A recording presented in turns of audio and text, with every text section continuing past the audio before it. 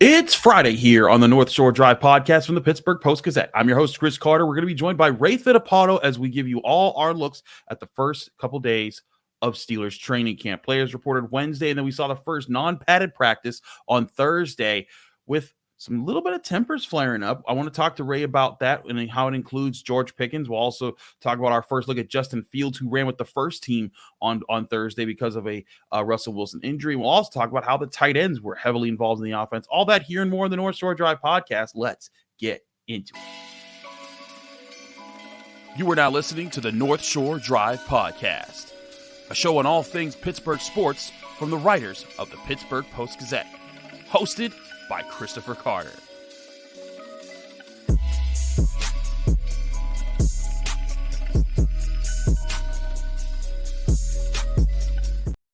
Hello and welcome to the North Shore Drive podcast from the Pittsburgh Post-Gazette. I'm your host, Chris Carter, joined today by one of our great Steelers beat writers, Ray Fittipaldo. We've both been out in Latrobe at Saint Vincent College covering Steelers training camp. We're going to give you all our insights in the first couple of days of being out there. As always, you can find the show on your favorite podcasting apps and on YouTube. Like this video if you enjoy it. Subscribe to this channel to get all of our Monday, Wednesday, Friday episodes of the North Shore Drive podcast, as well as the daily installments and daily recaps that we give of training camp all throughout the next month or so that the Steelers are at Saint Vincent College. And as always, this show is brought to you by Mike's Beer Bar, the best bar in all of Pittsburgh. When you go to Mike's Beer Bar, they have over 500 different available beers, 300 of those beers from the local Pittsburgh area, and 80 of those local beers are available on tap. And there's always new ones being switched in and out. So go experience the best bar today at Mike's Beer Bar. More on them later. Ray, we've been out in the hot sun, though not as hot as it has been in the past when we've been out there. But we finally got to see some action. And you reported in your report recap of the first day of non-padded practices about how George Pickens and Zach Azzanni, there was a little bit of back and forth between the Steelers' presumptive number one receiver and the new receivers coach. Yeah, Chris, it happened on the second to last play of practice. Zach Azzanni, the new receivers coach, did not like the way that George Pickens executed his assignment on that play, and he let him know about it. And I got to be honest with you, Chris. In his first two seasons, I don't ever remember George Pickens being coached that way. And that's not a knock against Frisman Jackson. You know, he's a professional receivers coach. It's just it stood in stark contrast to what we've seen previously. And, I don't think it's any secret that, Pickens maybe has been coddled by Mike Tomlin and the previous coaching staff. And I think if today was any indication, it's not going to be that way under Arthur Smith. He's going to be coached hard. Zach Azzanni is a guy who wants to get the most out of George Pickens. And we'll see how this develops down the road, but it was certainly a significant development today in the first day of practice. Yeah, for sure. I mean, and this is part of what I think was the overall first impression of Zach Azzanni in OTAs and minicamp, that he wasn't just going to accept whatever kind of effort. He wanted to make you work. He was the guy that was literally slamming his hands on the turf at the Steelers facility on the south side to try to show them the rhythm of the footwork he needed them to do to get out of their stance. So this is a guy who wants to work everything down to the most minute detail, which is how, and something he said, that's how, if George Pickens is going to become elite, that's how he's going to do it, is becoming more of a detailed player. And again, it's just day one. It's just, the start of training camp. It doesn't mean that that's how everything's going to happen there. But Ray, I mean, this is George Pickens, a guy who, has been, vocal about things, has been, a guy who's been brought up, for or talked about for the lack of effort at certain times. He was a guy that was looked at as having the talent of a first round wide receiver, but he was chosen in the second round by the Steelers because of character questions. And now you have this coach that was brought in to be more challenging, more in the face of receivers, and he's not. And it seems like they're bumping heads now. Part of me wonders, is this just the normal process of what happens when a new coach that's going to be a little bit more strict than the previous coach works with a highly talented guy who's kind of been like he has? Then, maybe that's natural. But do you see this as a sign of what could be some rough signs to come for the Steelers if George Pickens doesn't kind of, figure this out and get on the same page with his new coach? Yeah, I mean, Chris, I'll be honest with you. In that exchange today, George Pickens didn't seem like he was very coachable. At the very least, he didn't seem like he liked the way he was being addressed by Zach Azzanni. So, I mean, George has to get over that first and foremost. If he can get over that and he can take hard coaching, then, maybe we will see, a more complete football player. But, to this point, and you said it, it's only day one. It doesn't seem like we're on that track just yet. So there are going to be ups and downs in training camp. There's going to be good days and bad days. I'm sure this was, not something that George wanted to happen on the first day of training camp, but like I said, I think this is definitely something that will be monitored as the summer goes on. You have to realize, Chris, the Steelers got rid of Deontay Johnson because they perceived him as a cancer in the locker room. If George Pickens doesn't understand right now that he's under the same scrutiny as he enters a year where he potentially could get a new contract next summer, then, that's on him. He should understand that. So This is a big year for George Pickens.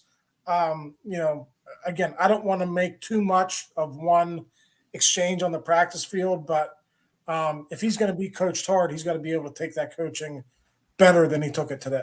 Yeah, I agree. This is part of what, sports is about being challenged so that you can get better. That's what good coaches do. And I also think it's important to note, at least from, what we've seen, it's not like Zach Azzanni has been like blowing him up in his face. It's not like he's like making him do push-ups in front of everyone and kind of singling him out in front of, all the fans at Saint Vincent College. I think he's just challenging him and not letting him just go through the motions at different times. He wants him to be, a better receiver. And it's up to George Pickens if he wants to rise to that challenge and respond to that well. If he doesn't respond to it well, then like you said, they're going to move on. They're going to find other answers. They're going to be like, you know what? It's time to invest in another top line receiver that's going to be the number one guy. And maybe then is the time they trade for Brandon Ayuk or CeeDee Lamb because that didn't work out. But again, I think it's still very early in this process, but it's interesting to see on the first day, this is where the relationship is at between Azzanni and Pickens. And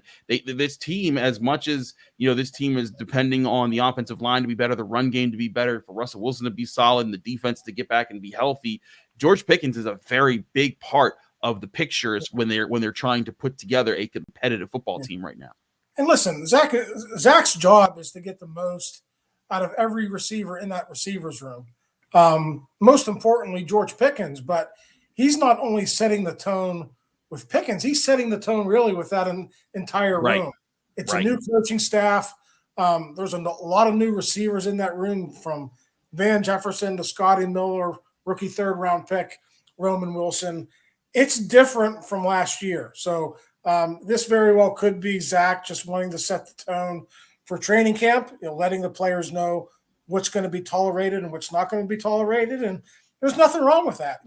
As Arthur Smith, brings in his new offense, and Zach is one of his hires, that's an Arthur Smith hire. He's going to want things done a certain way. And I think Zach is just trying to impart that to George Pickens. Arthur Smith wants his offense run a certain way. And if he doesn't do it, then George Pickens isn't going to be a big part of that offense.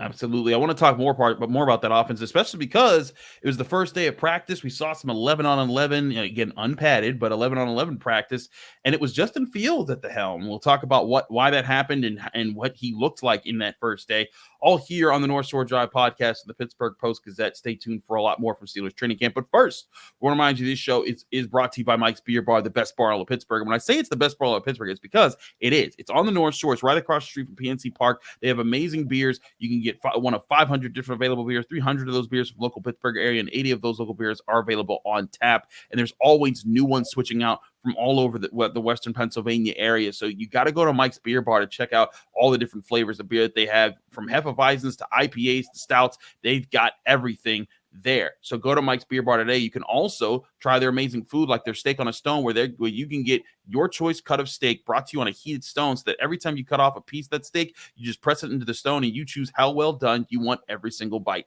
It's the best bar in Pittsburgh. Go to Mike's Beer Bar today, and when you get there, tell them Chris sent you.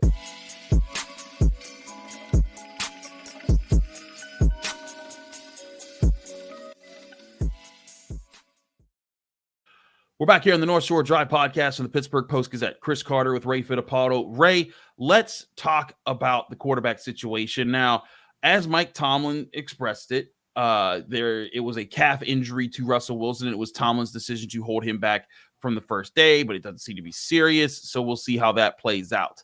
But Justin Fields got to run with the first team on the first day. His first pass was complete to Pat Freiermuth, but then there was some bumps in the road. There were some really good moments, and it kind of like Justin Fields' career, right? He had some really like sharp moments. You're like, whoa, there's potential there. And then some other moments you're like, well, where's the consistency? Where'd the good Justin Fields go? And I think it was just a reminder of why Russell Wilson is the presumptive starter of the team. And again, it's not that Justin Fields is bad. He's just who Justin Fields has been, and that's an inconsistent quarterback. Yeah, I mean, listen, I think it was within a few snaps of each other. He had a beautiful deep ball to Van Jefferson that went for a touchdown. And then I think it was a snap or two later, he threw one into the ground 5 yards short of George Pickens, I think on a little 10 or 15-yard slant route over the middle. So, those inaccuracy issues cropped up a few times today. But I thought overall, Chris, I thought it was a good day for Justin Fields. I thought he commanded the huddle well. Except for those few plays, I think he was mostly accurate on the day. So, like he said afterward, it wasn't perfect, but I think for being thrown into that circumstance with maybe 3 or 4 hours to think about it, I don't think it was a bad day for Justin Fields. Yeah, I don't think it was a bad day either. Again, and this is also against the Steelers defense that is pretty stacked up, and it's been boosted, by the additions that they've made to it. And part of this again is everyone's getting on the same page. This is a brand new offense. Not only is Justin Fields learning it, everybody is learning this offense, from the tight ends to the running backs to the offensive linemen to the wide receivers. And so there's more of a challenge to coalesce there, whereas the defense is playing the same system they've had for years under Terrell Austin, and they kind of have they can be a bit more aggressive because most of them know where they're supposed to be and when they're supposed to be there and how they're supposed to be there. So again, it's not like Justin Fields was bad, but it's just a reminder, like, hey, if he can work out the kinks that are leading to him being inconsistent, the occasional misfires that just, where he misses an open throw that that he can hit. I think that's where the Steelers are trying to get him to, because if he does that, he really does have a lot in his tool bag to be a very talented quarterback in the NFL. Yeah, and I think to your point at the top of the segment, there's a reason Russell Wilson is this team's starting quarterback. I mean, they have a tremendous defense. They think what they have is going to be a very good running game, and they just need a guy to come in here and not turn the ball over and run the offense the way Arthur Smith wants it to be run. I don't think there's any doubt at this juncture of the season Russell Wilson is hands down the better candidate to do that than Justin Fields. So, whenever Russ does come back, I think he's going to hop in. He'll do well. But I don't think you can understate the importance of these reps for Justin Fields. He didn't get any of those reps in the spring, really. Russ Wilson was out there every single rep during OTAs and minicamp. So for him to get that opportunity just to be around the other starters for a practice, we'll see what happens Friday, Saturday, Sunday. But, I think that was good for his development. I also get the impression from Justin Fields, like he kind of understands his situation, and I don't feel like there's a gripe from him about his situation. He kind of just acknowledges that he is where he's at. He's the number 2 quarterback, and he has potential, but he has to wait his turn. He also just has to keep showing up to improve. And to me, it's not like he deserves a cookie for that. But it's impressive to see that from a young quarterback. Where in the NFL, we see a lot of guys, when they don't get their shot, they want to move on. They don't want to have to fight through it and wait and work their way up. And right. I kind of think that's another plus on the side of Justin Fields, is that at least when we've talked to him, I think his head's been on in the right direction. Yeah, I mean, it's interesting the way that NFL teams are approaching these first-round quarterbacks. The vast majority of them nowadays are throwing them right into the fire. And sometimes that works, but sometimes that doesn't. And I think sometimes in the case of Justin Fields, after 3 seasons, you kind of need a reset, right? Yeah, maybe it's good for him to sit back and watch and learn a little bit and just see the game from a different perspective. So, I get it. I know why NFL teams want to find out about these guys early, but I think in some circumstances, a lot of these guys can benefit from sitting and watching, and Justin Fields just never had the opportunity to do that much in Chicago. I think that's certainly part of the thing there, and he also needs to be part of a structured system that I think can work in his favor. But again, this is all part of the learning process. This is what training camp is for. You know, we talked to Najee Harris on Wednesday when players report, and people asked about the rapport he's been able to build with Russell Wilson. Before training camp, and he's like, that's what training camp is for. So that's kind of what it is for Justin Fields too. This is his chance to kind of not just get familiar with himself and what he wants from the Steelers, but also with the Steelers, with his teammates on the Steelers, and who he can trust the most, and when a certain player likes a certain pass thrown at a certain point. All those types of things are just going to take time to develop, and it's fun kind of getting to see it happen step by step, so we can document it, watch it, and then eventually see what leads up to the results that lead into the season. Yep, absolutely. And Justin is a guy who has 3 years of experience. Like you said, he's a terrific athlete, but I think there is still a lot of growing that he can do. And I think he played under a lot of different coordinators and head coaches in Chicago. I think the fact that he's now getting to work with Arthur Smith will be a good thing for him. Arthur Smith has been a successful coordinator in this league, and he's been a head coach most recently. I know he didn't have a ton of success in Atlanta, but this guy knows what he's doing, and I think Justin Fields will benefit from that, even if he is sitting and watching. Absolutely. I want to talk about another position that was featured highly, and the position that Justin Fields is throwing a lot to during this past practice, and that's the tight ends. We'll talk about that next here on the North Shore Drive podcast from the Pittsburgh Post-Gazette. Chris Carter, Ray Fittipaldo, stick with us. We'll be right back.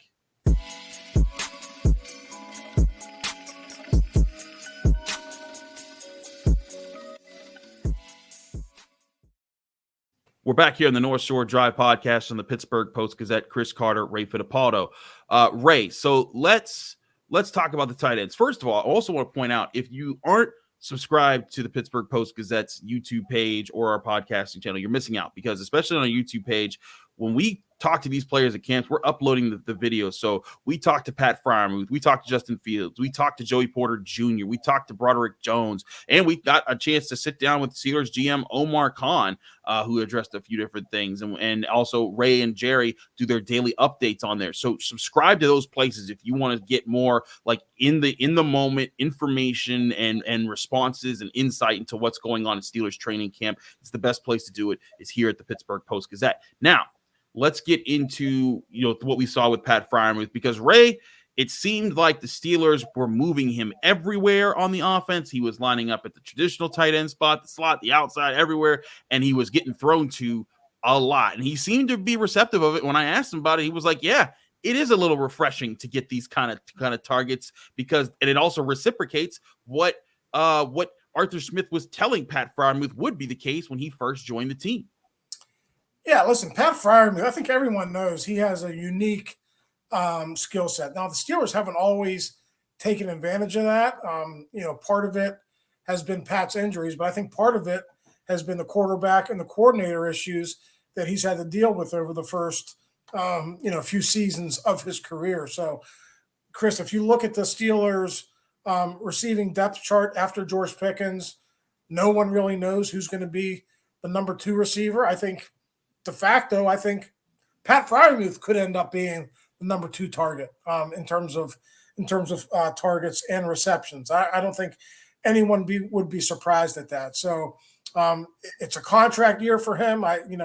Omar Khan said today that nothing's really going on right now, but don't be surprised if before the start of the season that Pat Freiermuth has a big deal. I think you saw today how much the Steelers value him, and I don't think that's going to change throughout training camp.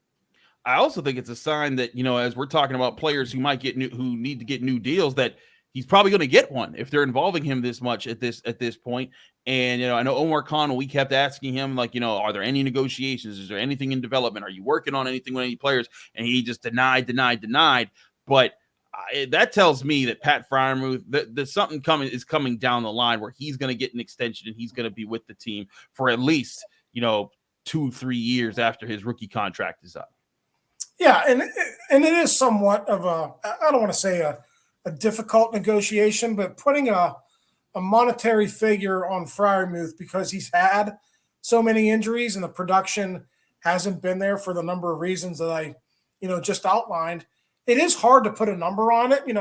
I always give the comparison to the Cole Kmet contract. Cole Kmet of the Chicago Bears, I think, is making about 12, 13 million a year.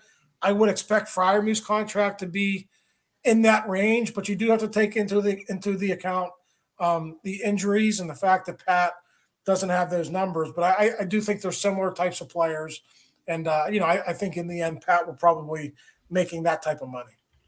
I think that's what Pat wants to happen too, right? That's what he's hoping for in these negotiations. To me, I think that there's a lot at stake here with what the Steelers are trying to do. They're trying to find their top weapons of the future on this offense. They're trying to find the guys who are going to stick around and be leaders. And we've talked about guys like Najee Harris. We talked earlier on the show about George Pickens, but Pat Freiermuth looks like he absolutely is one of those guys. When you look at what he brings to the passing game, when you look at how he's gotten better at his route running, and how last year, in the game where they really needed him in that first game against the Bengals, he delivered with his best game ever. And also, like you've said, he hasn't had ideal quarterback play since he's arrived. He hasn't had ideal overall offense since he's arrived. So I don't think we've come close to seeing the best Pat Freiermuth has to offer. And I think that's another thing that really works out in his favor. And who knows, if the Steelers could get a contract extension done before training camp's over, maybe it'll benefit them as well, because then he won't be able to ask for as much as he would if he, say, has a 800 to 1,000-yard season. No, you're absolutely right about that. I go back to his rookie season. He didn't have the yardage, but Ben really looked to him in the red zone. So you know, when he had a capable quarterback, he had that in him. 7 touchdowns as a rookie. I think that year he only had a little bit over 400 yards receiving. The next year, I think his receiving yards went up, but he didn't have the production in the red zone. So I think everyone is just looking forward to Pat putting it all together, right? Having that 900-yard season with 8 or 9 touchdowns, where statistically he's among the top 5 to 7 tight ends in the league. It hasn't happened yet. If he does stay healthy, I think it has a chance of happening this year with Arthur Smith at the controls of the offense. I agree. I think that there's a chance for that to certainly be the case there. Ray, I think also, expanding to the other tight ends as well, Darnell Washington, Connor Hayward, they've added Michael Pruitt. They've got, Rodney Williams. Tight ends, they also use plenty of 12 and 13 man personnel formations, which are formations that include 2 and 3 tight ends on the field at the time. I feel like that's another big part of this offense that has potential to, set the dual tone of being a physical unit, but a physical unit with bigger guys that can catch the football and make things happen. And I could see this being a feature of the Steelers offense that could make them a unique challenge for teams to face. Yeah, it's going to be interesting to see how many tight ends they keep and what roles they have on the offense. Darnell Washington's role is significantly different than Connor Hayward, in Pruitt's role, and Rodney Williams, who, mostly cut his teeth last year as a special teams player. So we just mentioned 5 guys. I don't know that they can keep 5, but if they do, I think all those guys offer something different. Connor Hayward today had some issues with cramps, but he was talked up yesterday when Russell Wilson spoke to us. He potentially could have a big hand in this offense. So, when I think of that tight end room, I think of versatility. I think of a bunch of different guys who can do different things on the football field. Absolutely. I think there's still a lot to come with Steelers training camp. Again, this was just the first day. It was funny. I asked Omar Khan about Deshaun Elliott playing in the slot as their third safety on the field while Devontae KZ played back. And he was just like, it's day one. We're trying things. And Mike Tomlin does the same thing when he's in press conferences. They're playing off things. Whereas these are important to take note of. But again, it's a long training camp process. There's a lot of things to be added. There's a lot of things to be looked at here. But that's what we're going to be doing day in and day out with the Pittsburgh Post-Gazette, giving you insights, letting you know what we're seeing, what we're hearing, what we're feeling about what the Steelers are doing, so that you're not caught off guard anything when they open up their first preseason game against the Houston Texans, and eventually when they open up their first regular season game against the Atlanta Falcons. Yeah, absolutely. Looking forward to that first preseason game. But Chris, I'm most looking forward to Tuesday. We got 3 more unpadded practices, but Tuesday the pads come on, and that should be fun. Absolutely. He's Ray Fittipaldo. I'm Chris Carter. Thanks so much for tuning into the North Shore Drive podcast from the Pittsburgh Post-Gazette. As always, you can find this show every Monday, Wednesday, Friday on your favorite podcasting apps and on YouTube. Like this video if you enjoy it. Subscribe to this channel to get all of those episodes, as well as the daily content that comes out from all of our Pittsburgh sports writers, including all the daily installments and recaps that we'll have from all of our Pittsburgh sports writers attending Steelers training camp. It's going to be a fun and action-packed training camp, so get all that coverage right here at the Pittsburgh Post-Gazette. Subscribe to at Post-Gazette.com. We'll see you again here on the North Shore Drive podcast on Monday, but don't forget, we still will have Friday, Saturday, and Sunday episodes recapping what we see at Steelers training camp. Stick here for all of that from the Pittsburgh Post-Gazette. Thank you for tuning in to another episode of the North Shore Drive podcast from the Pittsburgh Post-Gazette. If you watch this video on YouTube, please like the video and subscribe to our channel. For all the sports coverage from the Post-Gazette that we have to offer, visit post-gazette.com.